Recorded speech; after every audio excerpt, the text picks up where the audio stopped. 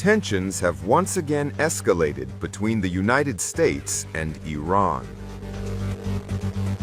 U.S. President Donald Trump's latest move amid the peace talks in Islamabad risks the fragile ceasefire, keeping the Middle East on tenterhooks.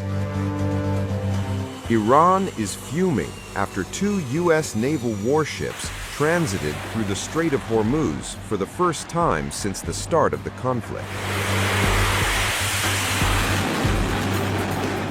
The Islamic Revolutionary Guard Corps, or IRGC, Navy has warned of a firm response. In a statement, the IRGC Navy asserted that it exercises full intelligent control over the strategic waterway. The IRGC said that permission to transit, in accordance with specific regulations, is granted exclusively to non-military vessels. The Navy categorically rejected reports claiming the passage of American vessels through the strait and reiterated that any such attempt would be met with a decisive and forceful response.